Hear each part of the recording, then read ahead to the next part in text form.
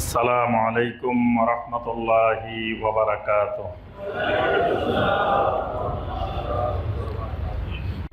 ইসলামের প্রথম 3 শতাব্দী, প্রথম 300 বছর পৃথিবীতে আল্লাহর জমিনে কেউ নবী সাল্লাল্লাহু আলাইহি ওয়াসাল্লামের জন্মকেন্দ্রিক ঈদ অনুষ্ঠান হবে এই কথা কেউ শুনে নাই। নবী সাল্লাল্লাহু আলাইহি ওয়াসাল্লামের ইন্তেকালের পরে 300 বছর কোন সাহাবায়ে কেরাম, কোন তাবেঈনে কেরাম, কোন তাবেঈনে কেরাম, কোন মুহাদ্দিসিন, কোন মুফাসসিরিন, কোন ফুকাহায়ে কেরাম, কোন যুগে যুগে কোন সালফে সালেহিন কেউ শুনে নাই। এই জন্য দেখেন ইমাম আবু হানিফা রাহমাতুল্লাহি আলাইহি কোন জায়গায় তিনি এই নবী সাল্লাল্লাহু আলাইহি ওয়াসাল্লামের মিলাদ পালন করতে হবে, ঈদ করতে হবে এইরকম কোন কথা আবু হানিফা রাহমাতুল্লাহি আলাইহি লিখছেন। ওনার আকীদার বই আছে, ওই যুগের যত তাফসীর আছে, হাদিস আছে, যত কিতাব পাওয়া যায় এই 300 বছরের কোন বইতে ঈদে মিলাদুন নবী সাল্লাল্লাহু আলাইহি ওয়াসাল্লাম নামে কিছু লেখা নেই। সর্বপ্রথম এটা আবিষ্কার হয় 352 হিজরিতে। 352 হিজরিতে আব্বাসীয় খলিফা বনি বুয়াইর শিয়া শাসক, শিয়া একজন শাসক ছিল মুইজুদ্দৌলা। এই মুইজুদ্দৌলা কয়েকটা দিবস পালন শুরু করে। এই কথাটা বেদায়া ওয়ান নিহায়া, আল্লামা ইবনে কাসিরের বেদায়া ওয়ান নিহায়ার 7ম খণ্ডে 642 থেকে 653 পৃষ্ঠার মধ্যে কথাগুলো লেখা আছে যে মুইজুদ্দৌলা প্রথমে কয়েকটা দিবস পালন শুরু করে। একটা হলো 10 মুহররম শোক দিবস, একটা হলো 12 রবিউল আউয়াল আনন্দ দিবস। দুইটা দিবস সে আবিষ্কার করছে এই মুইজুদ্দৌলা। একটা হলো 10 মুহররম শোক দিবস আর 12 রবিউল আউয়াল আনন্দ দিবস। তখন শিয়া শাসকদের এত বেশি আধিপত্য ছিল, এই কারণে সুন্নিরা আহলে সুন্নাত ওয়াল জামাতের উলামায়ে কেরাম বিরোধিতা করার কোনো সাহসে পান নাই। তারা এই যে শোক দিবস আর আনন্দ দিবস পালন হচ্ছে তারা বিরোধিতা করতে পারেন নাই। পরবর্তীতে মিশরে যখন ফাতেমি রাষ্ট্র প্রতিষ্ঠা হয় 358 থেকে 567 হিজরি পর্যন্ত মিশরে শিয়া ফাতেমিদের শাসন ছিল। এই সময় তারা শিয়া শাসকেরা 7টা দিবস পালন করত। একটা হলো মিলাদুন নবী, একটা হলো মিলাদে আলী, একটা হলো মিলাদে ফাতেমা, মিলাদে হাসান, মিলাদে হোসাইন, মিলাদে খলিফা, মিলাদে ঈসা আলাইহিস সালাম। 7টা মিলাদ পালন করত তারা। নবী সাল্লাল্লাহু আলাইহি ওয়াসাল্লামের মিলাদ, আলী রাদিয়াল্লাহু তাআলা আনহুর মিলাদ, ফাতেমা রাদিয়াল্লাহু তাআলা আনহার মিলাদ, হাসান রাদিয়াল্লাহু তাআলা আনহুর মিলাদ, হোসাইন রাদিয়াল্লাহু তাআলা আনহুর মিলাদ, এবং যে সময় যে খলিফা থাকতেন ওই খলিফার মিলাদ আর ঈসা আলাইহিস সালামের মিলাদ। এই 7টা মিলাদ পালন করত।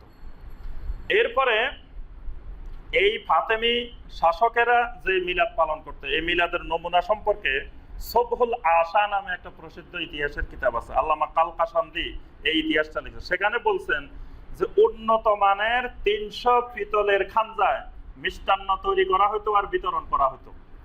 তারা যে এই মিলাদ পালন করতো, এক এক মিলাদের দিন 300 পিতলের খাঞ্জায় মিষ্টান্ন তৈরি করতো, মিষ্টি বানাইতো, মিষ্টি বানাই এগুলো বিতরণ করতো।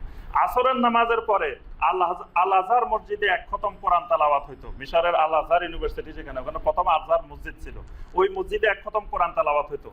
কারিগণ কোরআন তেলাওয়াত করতেন, খতিবেরা শুধু বক্তৃতা দিতেন। এটা ছিল তাদের এই মিলাদুন নবী পালনের নমুনা। এইটাকে আরো ব্যাপক আকারে বিস্তার ঘটায় একজন প্রখ্যাত শাসক, যার নাম হলো আবু সাঈদ কুকুবুরি। আবু সাঈদ কুকুবুরি উনি 630 হিজরিতে মারা গেছেন। ইরাকের ইরবিল প্রদেশের তিনি শাসক ছিলেন। তার নামের সাথে কুকুবুরি আসছে। কুকুবুরি মানে নীল রঙের নেকড়ে বাঘ। নীল রঙের নেকড়ে বাঘকে বলা হয় ফার্সি ভাষায় কুকুবুরি। তো এই জন্য ওনার উপাধি হলো কুকুবুরি, মানে উনি একজন নীল বর্ণের নেকড়ে বাঘ। ইমাম আয-যাহাবী আলামুন নুবালার মধ্যে এই কথাগুলো উল্লেখ করছেন। ইমাম আয-যাহাবীর সিয়ারু আলামিন নুবালা তিনি বলছেন যে সালাউদ্দিন আইয়ুবীর ভগ্নিপতি এই কুকুবুরি, কিন্তু সালাউদ্দিন আইয়ুবী যিনি প্রসিদ্ধ তার ভগ্নিপতি ছিল। তিনি 604 হিজরিতে এই ঈদে মিলাদুন নবী পালন করা শুরু করেন। 604 হিজরিতে তিনি কি করতেন, 20টা বড় বড় প্যান্ডেল তৈরি করতেন মিশরে। সেখানে সামা গান গাওয়ার জন্য বিভিন্ন কাওয়ালি শিল্পীদেরকে নিয়ে আসা হতো। আনি সেখানে গান বাজনা চলতো, অভিনয় চলতো দীর্ঘ সময় ধরে। এবং সেখানে 8 তারিখ 2 তারিখ বড় করে পালন করা হতো। উট, গরু, ছাগল, ভেড়া তবলা বাজানো হতো, গান বাজানো হতো। তারপরে এইগুলো জবাই করতো আর খাওয়াইতো। এবং যত মানুষ এখানে আসতো তাদের আসা যাওয়ার খরচও দিত। যত মানুষ এই অনুষ্ঠানে আসবে বিভিন্ন জায়গা থেকে তাদের খরচও নির্বাহ করা হতো। 500 দুম্বার রোস্ট করা হতো। আল্লামা ইবনে কাসির বেদায়া ওয়ান নেহায়া আর ইমাম যাহাবি সিয়ার ও আলামিন নুবালা এর মধ্যে উল্লেখ করছেন যে 500 আস্ত দুম্বার রোস্ট, মানে 500 পুরা দুম্বা বানানো হতো, 10,000 মুরগি বানানো হতো, 1 লক্ষ খাবারের পাত্র আনা হতো, 30,000 মিষ্টির খানজা আনা হতো এই মিলাদুন নবী পালন করার জন্য। কুকুবুরির এই ঈদে মিলাদুন নবী পালন হতো এরকম করে। আচ্ছা, কুকুবুরির পরে 7ম শতাব্দীতে এসে আহলুস সুন্নাত ওয়াল জামাতের উলামায়ে কেরাম কঠিনভাবে এটার বিরোধিতা শুরু করেন।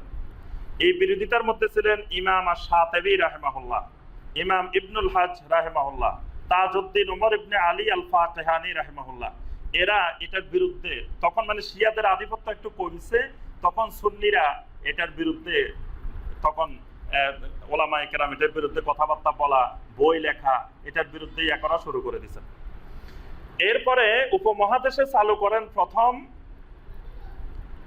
নিজামউদ্দিন আউলিয়া রহমতুল্লাহ আলাইহির মুর্শিদ ফরিদ উদ্দিন মাসুদ গঞ্জে শকর। তিনি 2রা রবিউল আউয়াল এই ওরস পালন করতেন।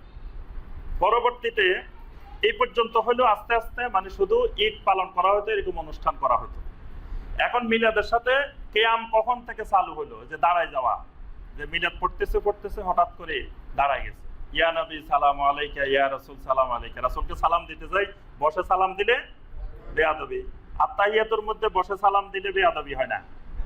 আত্তাহিয়াতুর মধ্যে সালাম কিভাবে, আসসালামু আলাইকা আইয়ুহান নাবিয়্যু ওয়া রাহমাতুল্লাহি ওয়া বারাকাতুহু। তো যদি বসে সালাম দেওয়া বেয়াদবি হয়, তা আত্তাহিয়াতুর মধ্যেও তো বসে সালাম দিলে বেয়াদবি হবে, সেখানে দাঁড়ায় যাওয়া দরকার। কিন্তু ওই সালাম তো দিতে হবে, বসে বসে দেওয়া ওয়াজিব করে দিয়েছে আল্লাহ পাক, যে বসেই দিতে হবে, দাঁড়ায় যাওয়া যাবে না। দাঁড়ায় দিলে নামাজে বাতিল। এই দাঁড়ানোটা কে চালু করলো? এটা চালু করছে তাকিউদ্দিন আস-সুবুকি 786 হিজরিতে। তিনি একদিন দার্স দিচ্ছেন। এই দার্সের পরে তিনি হঠাৎ করে দাঁড়িয়ে গেছেন, মানে নবী সাল্লাল্লাহু আলাইহি ওয়াসাল্লামের উপরে দরুদ পড়তেছেন, দরুদ পড়তে পড়তে তিনি দাঁড়ায় গেছেন।